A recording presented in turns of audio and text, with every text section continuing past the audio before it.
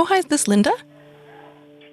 One of the first calls I made as we started this podcast was to Linda Sterling, the woman who ran the daycare out of the powder blue bungalow she shared with her husband Ron and son Travis.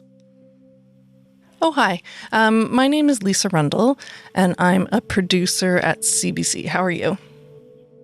Out of some kind of automatic politeness, maybe, Linda didn't hang up. But she didn't want to talk. Yeah, we just talked to Linda Sterling. She's asked us not to use the audio, so you're not gonna hear it. But I can say that she was just audibly very upset. As soon as I mentioned the word Martinsville, she was quite overcome and, could not understand why we would dredge it up. I'm debriefing with my producer, Alina, right after the call. We're both a bit shaken. It certainly seemed to feel that it would cause a lot of pain and, I talked to her about what I thought why I think it's important, why I'm doing this. And in part I did that because she asked me outright, why would you do this? And I actually think that's a really important question. But what I'm also aware of is that sometimes what's in the public interest is not in the interest of the people at the center of the story. And it's one of the hardest parts of this job is to balance those things. But I know that I need to have a really good answer to that question to make sure that we are doing the right thing. Her question would continue to echo in my mind as I worked on this series, pleading and accusatory at the same time. What good can come of this? I have been traumatized, but it wasn't by my preschool, it was by the social hysteria. And then they took me to a temporary foster home in the city and left me there. And I remember not knowing if I was ever going home again. Man, that was the worst day of my life. I'm accused of the worst things that a human being can be accused of. Because everybody was involved in it. This was the fight between good and evil, and I was on the side of good.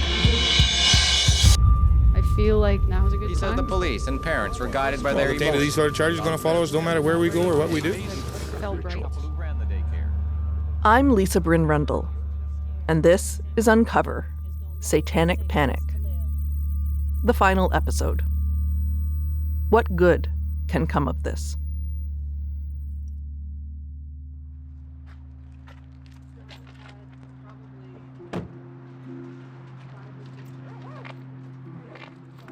The Martensville Civic Center is a modest, welcoming place. Not unlike the town itself. It houses the public library, a preschool, and the new Martensville Historical Center. Okay, thanks.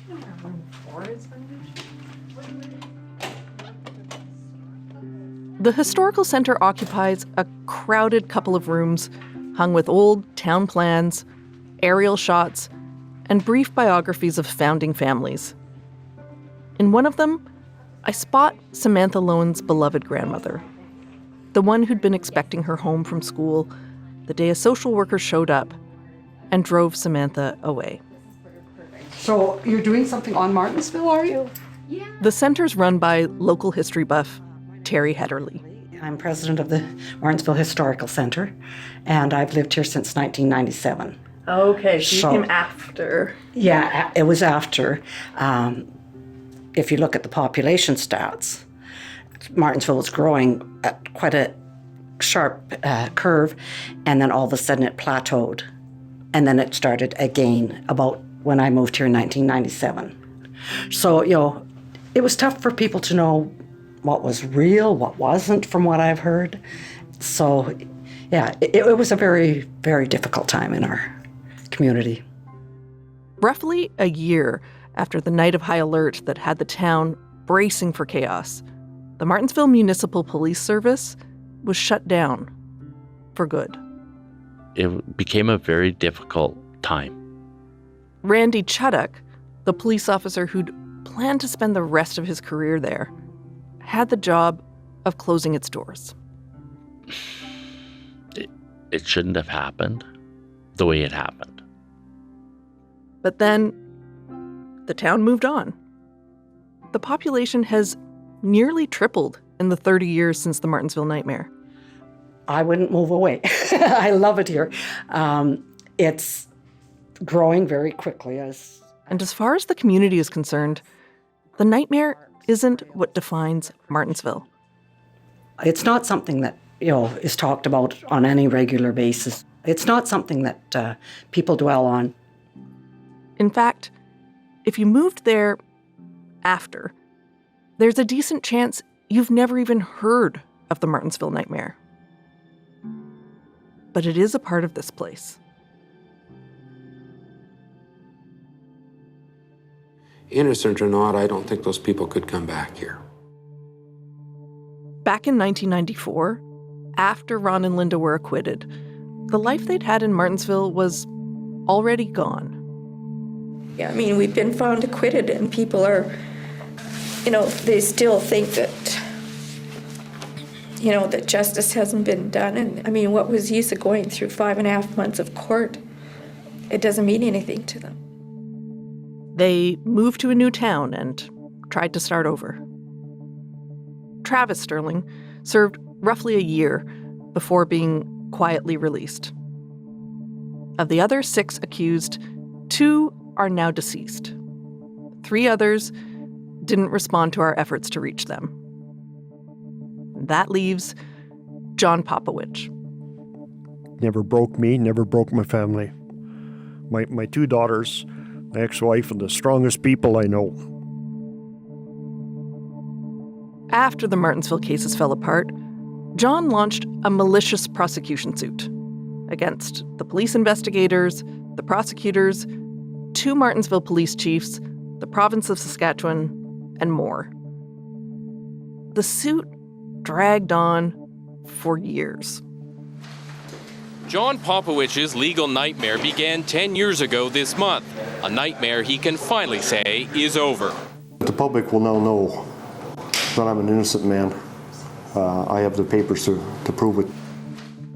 A decade after John was taken away in the back of a police car, his civil suit was settled out of court.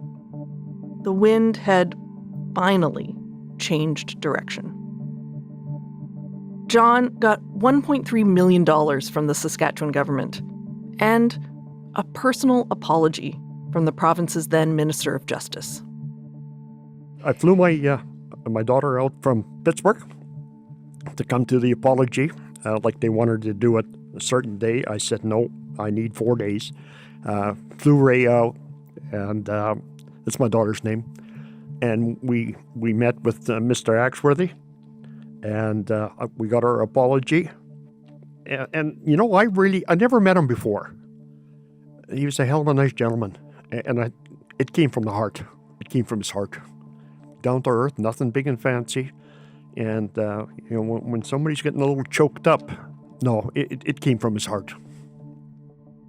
Most of the other accused also launched civil suits, and those 2 were settled out of court.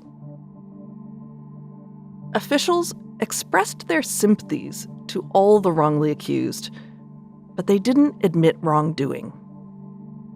John was the only one to receive a formal apology. And yet, none of that means John's been able to put it all behind him. Still today, there's still people. There's policemen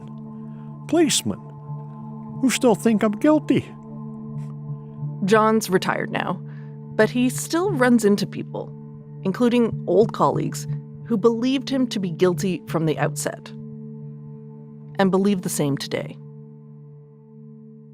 It's usually at funerals where there's a group of guys, and there's always the one standing there that can't stand my guts. You go over and offer him your hand to shake his hand, because they look pretty stupid when they won't shake your hand. Just my bit of vengeance. John swears he doesn't let it bother him.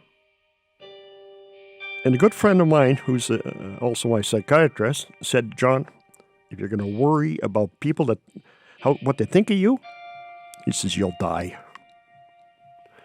Well, I'm enjoying life. The settlement money helped. People say, well, money don't matter. Yeah, damn rights it matters. My kids got a house. We did things that we couldn't do.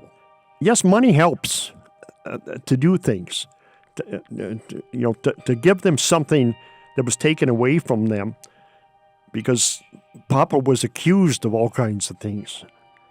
Papa didn't do anything, but you're trying to do things to help the kids, and you need money to do it.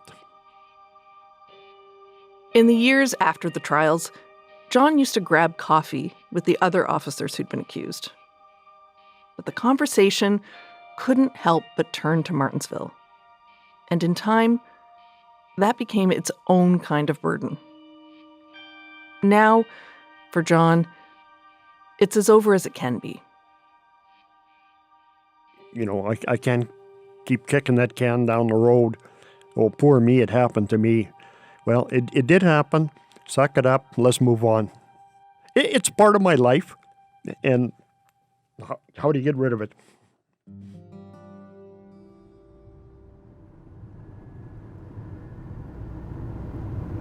Of all the people charged, outside of the Sterlings, he really took the big hit.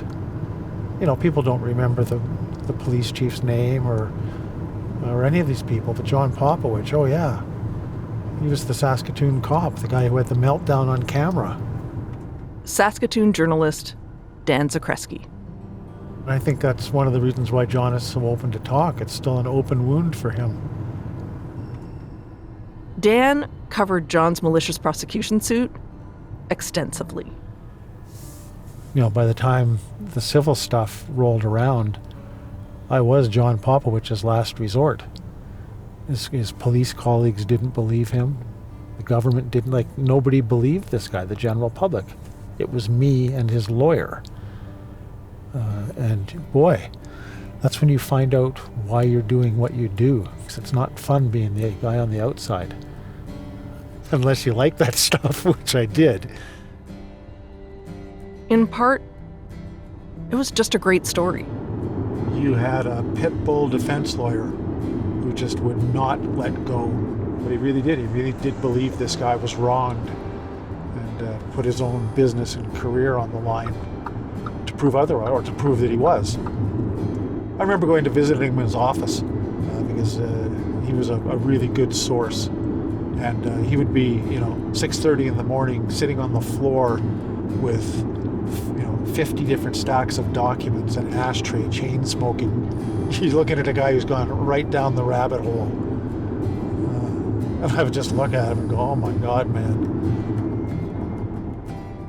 Dan's dogged pursuit of that story baffled his colleagues, who seemed to think he should drop it.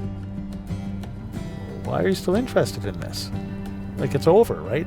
We've all moved on. Well, no, we're not quite ready to move on yet. But Dan was digging into the story for a more personal reason, too. We need an accounting here. John's lawsuit forced the disclosure of mountains of correspondence and paperwork.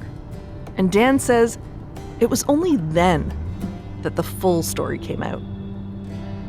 Telling that story was his way of making amends. It changed everybody that had been involved in it, including local media. Dan says he did see some good come out of Martinsville. Just because of what people had gone through. There was just a hypercritical approach to everything. We didn't believe anybody. Also, I think post-Martinsville, wasn't that I lost respect for the police, but it was the first time I had ever taken a good critical look at the Saskatoon Police Service as a police service. And it culminated in probably around the year 2000. It was dead of winter. And we'd had a fellow turn up frozen out at the dump, First Nations guy. His body was found frozen out there on a Tuesday morning, bitterly, bitterly cold. A railway worker had spotted it. I went back to the office, and then my supervisor was saying, look, we've heard rumblings that cops have been dropping First Nation guys off outside of town instead of taking them in. For years, these kinds of freezing deaths had been deemed tragic accidents. Turned out, cops had been picking people up, often at night, driving them way out of town, and leaving them there. They called the practice starlight tours.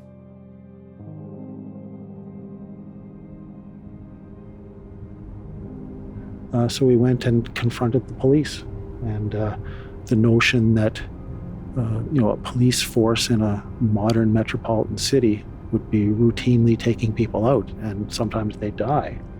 It would have been inconceivable a decade earlier without Martensville having sort of lifted the scales from my eyes on that. That's what I learned from that. These things are possible. Well, the unfortunate thing, and I think what makes it, what gives what you're doing today its relevance, if you take away the Brotherhood of the Ram, the satanic angle, all of that, and just look at it as a case of children being sexually abused at a daycare, that's an investigation you could have today. If you take that stuff away from it, the exact same challenges are all there. What's the integrity of the interviews? What's the motives of the people involved? How far does it go? It's stuff we still wrestle with any sexual assault case, right down to you have to be so careful about accusing someone because it will change their world forever.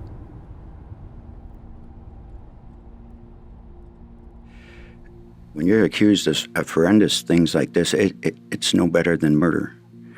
And it affects a lot of lives. So I think Richard Clausen has a unique relationship to the Martensville case. That's because just before the Martensville Nightmare began, Richard and his family were going through their own nightmare just down the road in Saskatoon. Oh, in our case, they accused us of drinking blood, sacrificing babies in the backyard of Saskatoon, ritualistic abuse where we all wore robes and cut up babies and drank their blood, and eyeball stew, and I mean, when listening to it now, it's almost laughable. What did they do with the baby's blood? They put in the same container as the mine or Michelle's. Did they just keep it in there? Yep. How long did they keep it in there? Until they felt like drinking it. Until they felt like drinking it. Richard, his wife, and other family members were being accused of ritually abusing 3 foster children, a 10-year-old and his 2 younger sisters, who were in the care of one of Richard's brothers. Soon, 16 people were charged with almost 70 counts of sexual assault. And in 1992, as Richard and his family were still fighting to clear their names, the news out of Martensville was another blow. It was, oh no, here we go again, and unbelievable. Like I couldn't believe how anyone could believe what was being said. Richard's approach was to be as outspoken about it as he could. 2 protesters, Richard and Carrie Clausen, walked back and forth in front of the courthouse. It's not right. We have to stop this. The judge in the Sterling's case is concerned the protesters might interfere with his case. He had the protesters arrested and hauled before him. We did everything we could to bring attention to what was being done to us. And I lost a lot of family members. Even some of my brothers don't talk to me today. All because of this case. And because they think you're guilty? No. Because they went through so much, I dragged it to the end. They wanted to forget after the charges were stayed. In Richard's case, Crown prosecutors decided not to pursue the charges before it could go to trial. But when they announced the move, they made it clear their motivation was to protect the children from the stress of testifying, not to exonerate the accused. I wanted to fight back hard. I wasn't going to let this happen. No way. This involved my wife, myself, my children as they grew up, my grandchildren. I wanted them to read someday that we did not do this. We were accused of it, yes. But we did not do this. I never put my head down. I never ran away from this. I stood there with a picket sign. I took the beatings that I had to take. And now I'm proud of what I did. The 3 children at the center of Richard's case eventually recanted, nearly 10 years later. The eldest admitted not only to lying to authorities, but to forcing his sisters to go along with it. So I thought, if I can make up all these stories, people would start paying attention to me and start, caring about me and stuff. I feel bad because of it. Barbecued babies, orgies, drinking blood, ritualistic sex, massive sexual parties. Yeah, none of that's true. All lies. All lies. Richard saw his family's life blown apart by outrageous accusations. Then, he watched the Martensville Nightmare do the same to so many others. And after that, he saw his community just move on, as though none of it had ever happened. It just kind of went away. Nobody remembers what happened there. Oh, even my own children, sometimes they forget, and their mothers themselves now. And even they can forget, and they have to be reminded. Things can go awry very quickly. And a good example of that, my daughter came and said another child was abused by an uncle, a friend of theirs. I said, okay, then that has to be taken serious, and there'll be an investigation. But you can't just immediately say it happened. And it's hard for people because as soon as a child is involved, the first thing you want to do is believe the child. I think that it's very important that we continue to protect children and believe them if they say they're in danger. But investigations need to be done. The willful amnesia that surrounds not only his case, but all the Satanic Panic cases bothers Richard. And so does the way we jump to conclusions as quickly as ever.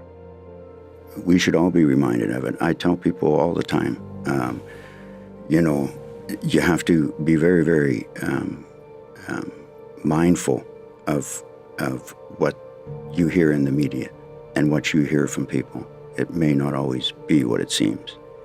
This leads me to the idea of a public inquiry. It never happened. You pushed for one. Why didn't it happen? Yeah, that's a good question. And I probably should have continued to push for it. There never was a public inquiry into what had happened in Richard's case or in Martinsville. No broad acknowledgement of what had gone wrong. At the time, the Saskatchewan government said this. The conduct of the prosecution, I think, is not being questioned by anyone, so I'm not sure what it is that we would inquire into. The present government told us they are, quote, not currently considering any inquiries into these events. Is it too late for a public inquiry? I don't think so. I think it's in the public's interest. I think there were a lot of people damaged by we believed the children. That's the story here. That's why a public inquiry really was necessary. It's not just for the accused, but the victims here are also the children. They deserve answers. They deserve answers too.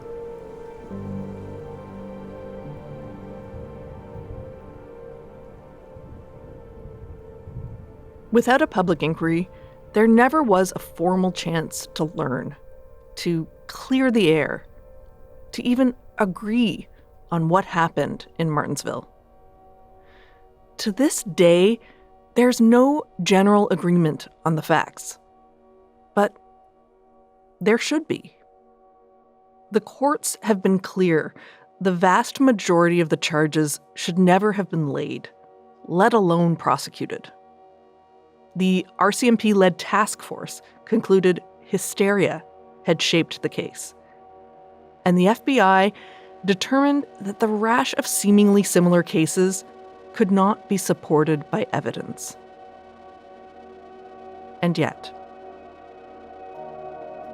I think anytime you can't determine the truth or you have a result that is inconclusive, there's always going to be questions. Investigator Claudia Bryden. If you sat down in a room with the parents, even one set of parents who had to endure this whole process and dragging their kid to court and watching their child throw up in between testifying on the stand, if you dare suggest that this was all made up, I would fear for your safety because they would not tolerate it. And nor should they. I can tell you with respect to the Martinsville case, these kids, and I'm still in touch with some of these families, they have never recanted. That's significant. When you look back, is there anything that you would do differently, knowing what you know now? Oh, for sure. I would have been far more assertive with my supervisor.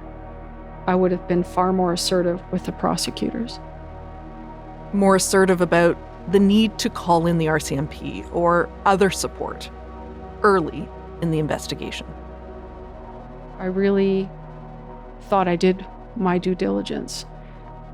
And everybody thought I was doing a great job. And like you said, Claudia says that included her supervisors and the prosecutors. These people were all happy with my work. They all encouraged me to continue on with what I was doing. So it was never in question. Until it was. Claudia concedes there was deep public concern over the case. But she says, quote, if there indeed was a panic out there, it did not affect my work. We were aware that there were some unusual allegations that were made, and my job was to determine as much as possible what had happened. I believe the truth wins in the end. And, there are forces in the universe, and I think the truth is one of the most powerful forces in the universe. What did you make of where it all ended up, and with almost all the charges being overturned on appeal? Things are often overturned just based on errors in law. And so while it looks on the surface like, there wasn't a reason for these individuals to be convicted in the first place, that's absolutely untrue. The court accepted evidence. Appeals do often hinge on errors of law, but that was not the case with Martinsville.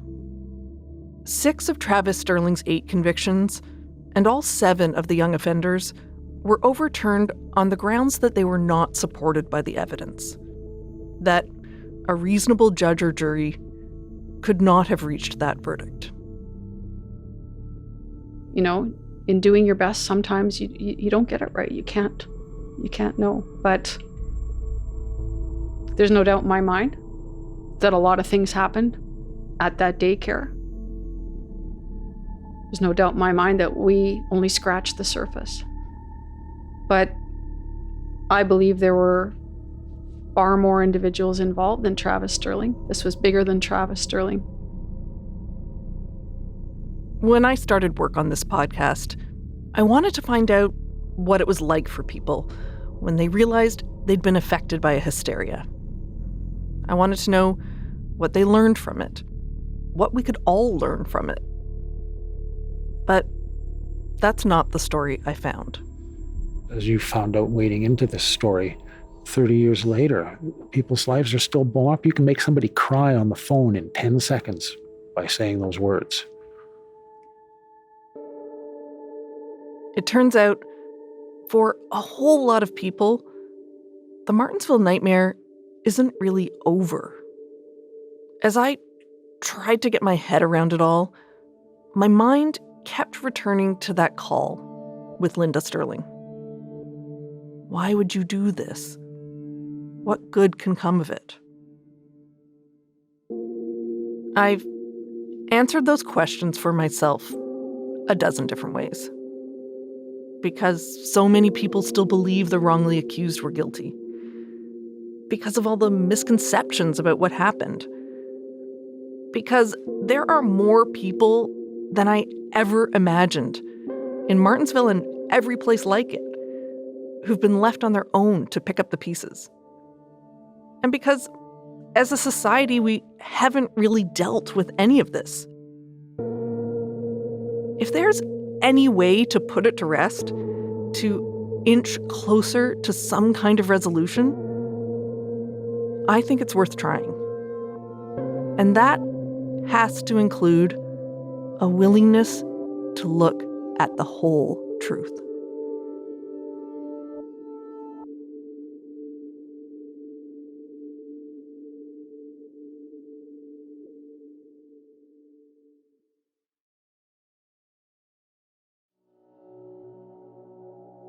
It's 1988. A young girl, 9 years old, is living in a small town. The girl's parents both work, so before and after school, she's cared for by a neighborhood woman who runs a daycare out of her home. The girl arrives each day early. So early that, according to the girl, the babysitter sets her up on the couch under a blanket to get a little more sleep, and then goes back to bed herself. It is during this time, when she's alone, trying to sleep, that the babysitter's 19-year-old son begins to molest her. She says he'd always come out at approximately 8 o'clock, right before he went to work, and he would sit down beside me and lift the blankets up a little bit, and then start touching me. I was really scared, and I thought, if I say anything, he might hurt me. So I didn't do anything.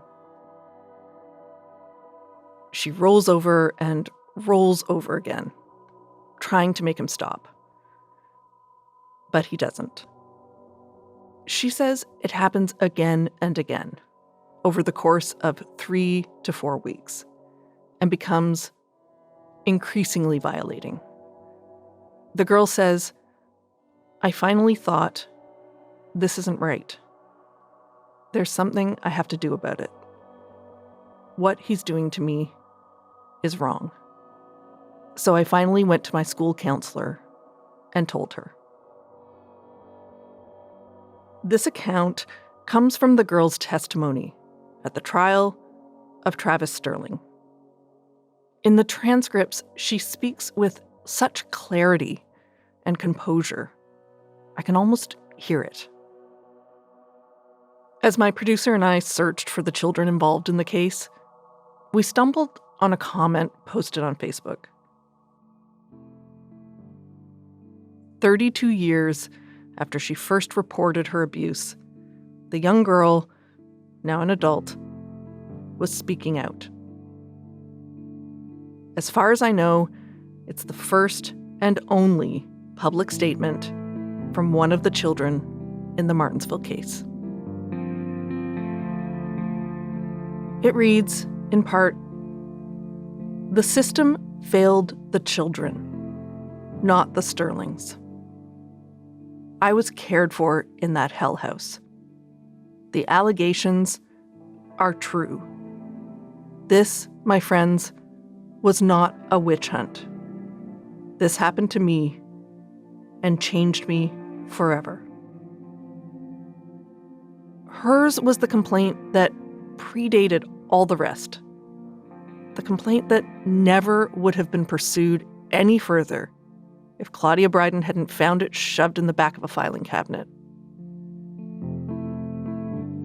That young girl's disclosures were not elicited through repetitive and suggestive questions.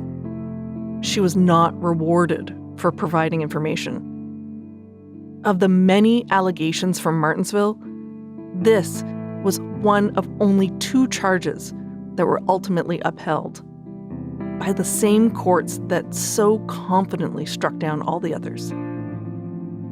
It's no wonder she believes all the children's allegations were real. Hers were. The fact that she got some kind of justice is one of the positives to come of all this. And that shouldn't be forgotten.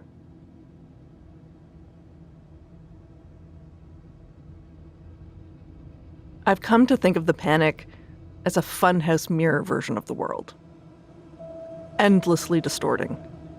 But amid the chaos, you can glimpse something real.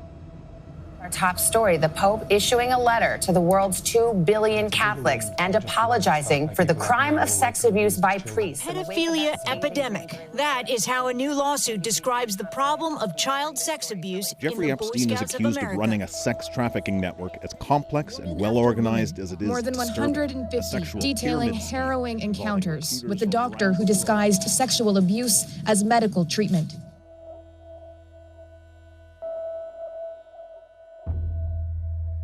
When I first came to Saskatoon, I was ready to pack it up and leave because I couldn't believe the culture here.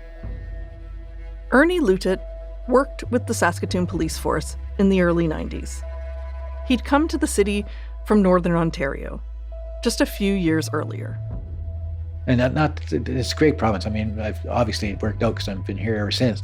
But there was a certain segment of the population that saw no value in First Nations people, and it's especially because when they were migrating to the city, where they end up in the core, and they ended up with social problems, and it was so easy to judge, and cops were not immune to that. As one of the only Indigenous officers on the police force at the time, he ended up with a nickname, Indian Ernie. It was given to him by some of the First Nations people he'd meet on his patrol, surprised to see a cop who was Cree. Did you ever worry that in that kind of a climate, where, kids are looking at pictures and going, him, and him, did you ever worry you were going to get accused? No, that's the advantage of being a Native guy sometimes.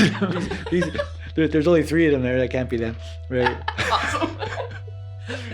Ernie was a young constable when word of Martinsville spread. At first I was in, right? I was hook, line, and sinker. Oh my God, there's satanic cults in, Martinsville and blah, blah, blah. But once I realized that was about as implausible as you can get, right? Then my worry about the kids is that if they were sexually abused, that it wouldn't be properly investigated because there was a hysteria pushing it along. What should we learn from this case? Why is it worth talking about it now? It's worth talking about because we bit into it very, very hard, and we were going for it. And people in professions like law enforcement and prosecution and defense and media, it's our responsibilities as leaders to lead. And leading means sometimes taking a step backwards and seeing if that's an actual minnow or if that's a fish hook before I go after it. If you do a story like this, you put that in the back of somebody's mind, and their initial reaction is going to something that's dramatic or scandalous, and they're ready to go. But just before they jump off the diving board, they're going to go, oh, maybe I'll just step back here and see, is this really the whole picture? Over time, Ernie would rise through the ranks and help make changes for the better. As a young officer, though, he saw the way some cases were deemed more important than others. I dealt with some pretty tough cases of sexual abuse, but it was all in the inner city. So people, when I was doing stuff, inner city stuff, nobody wanted anything to do with it. But for me, they just kind of left me alone because most of my victims were from the poorer parts of town. So they would just let me go with my cases. More attention was being paid to fantastical traumas than to these terrible realities. And step back just a bit further, and there's an even bigger irony.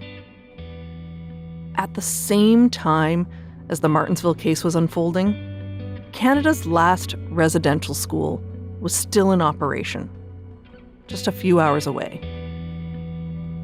Residential schools were government-sponsored, church-run, and for decades, mandatory. Indigenous children from all over this country were forcibly removed from their communities and placed in these institutions. Students who attended these schools were subject to sexual, physical, and psychological abuse and forced to abandon their language and culture. As this country, the continent, was agonizing over cabals of powerful people systematically abusing children, making such a show of the importance of believing them, the now well-documented physical, sexual, and spiritual abuse of children had been underway for 100 years. They were there to teach us about the Bible and about God and stuff, and I remember thinking, like, how can there be a God and let this happen to us? Residential schools are the closest thing I can think of to the imagined threat of the Satanic Panic. A powerful cabal kidnapping children, destroying not just their bodies, but their souls. In this much more everyday way, children were being sacrificed. But everyone was looking the other way. They were looking at Martensville. I feel for all the kids who would have watched the concern and the resources going to the Martensville case. Kids who would have noticed those signs in the windows. We believe the children. But maybe not all the children. Belief isn't always equally distributed. Underneath the short history of the panic, there's a long history of not believing real disclosures of sexual victimization. And maybe even worse, of actively undermining survivors' own sense of reality, pointing the funhouse mirror in their direction. He didn't mean it. He loves you. It's all in your head. You must have misunderstood. There's no way your father, uncle, priest, neighbor would do that. Or in my case, if he didn't rape you, it doesn't count. For a kid who isn't protected, who isn't believed, it can really feel like the world is conspiring against you. Everyone seems to be blaming or shaming or gaslighting or just studiously looking the other way. Anything to avoid facing the uncomfortable truth. That people we love, adults who are meant to take care of children, are the most likely to hurt them. That's the reality adults need to be brave enough to look at head on.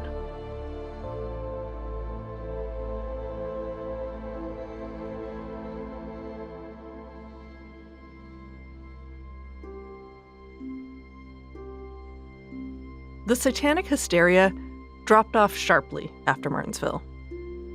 But it didn't end completely. Accused and convicted of rape in 1997 and 1998, the San Antonio Force still can't quite comprehend what happened. The little girls claimed they were raped during a drug-fueled satanical rage. American student Amanda Knox has been described as a satanic, diabolical she-devil at the appeal against her murder conviction in Italy. Someone, or in reality, many someones posting as Q, falsely claim that the world is run by a satanic cabal of elites. Do you believe there's a ring of high-profile politicians who are kidnapping and sacrificing children? I do believe that. The times we live in can feel so ripe for some brand new hysteria to take hold. There were many before the Satanic Panic, and there's no reason to think there won't be more. The seeds have been scattered on the wind, but whether they can find fertile ground, whether they grow and spread, that's up to us.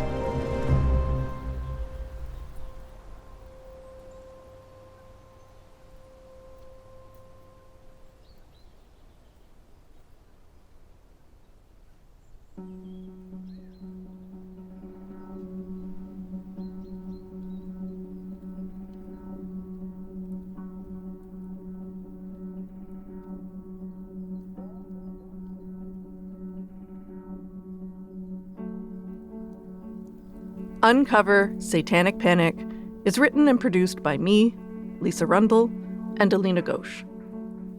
Mixing and sound design by Evan Kelly. Chris Oak is our story editor. Emily Cannell is our digital producer.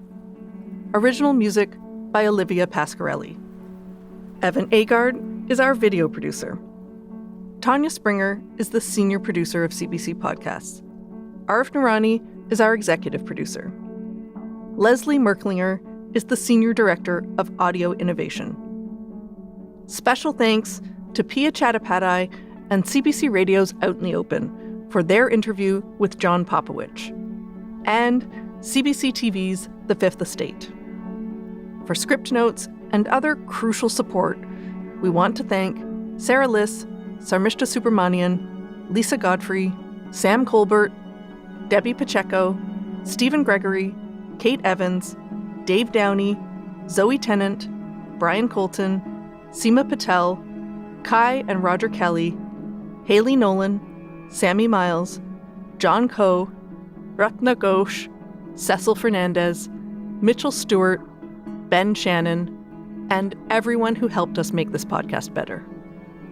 Finally, a very special thanks to all the people who trusted us with their words. As always, you can find us at CBC Podcasts on Facebook, Twitter, and Instagram, or send an email to uncover@cbc.ca.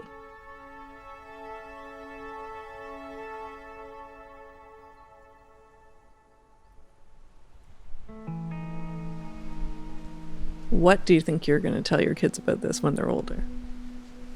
We have talked about the fact that there are people who hurt other people. And so they have heard that somebody said that my dad hurt them and that I got taken into foster care. And so they're aware of this. But I am frank with them. I do tell them, as much as I can without trying to, damage their innocence.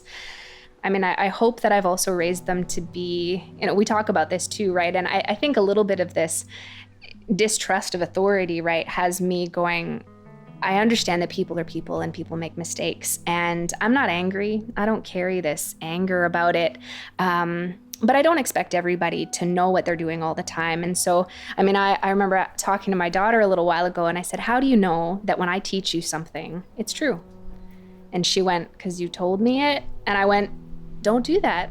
I could be wrong. And, just teaching them this, having this ability to look at everything kind of objectively and go, okay, so is this person telling the truth? And so, as far as that goes, yes, I will tell my kids all of the things, and that'll shape how they see the world, and I hope that'll be a good thing.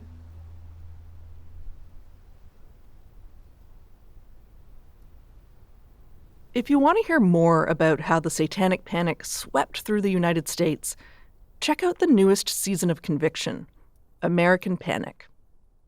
In 1989, 9-year-old John Quinney accused his father of being a satanic cult leader and abusing him in satanic rituals. His father denied all the charges. It was a case that tore their family apart for decades. But now, John Quinney is convinced his dad was innocent. On this season of Conviction, how does hysteria take over? And how do dozens of children's memories become so twisted that they're willing to falsely testify against their own parents? From Gimlet, Conviction, American Panic is out now.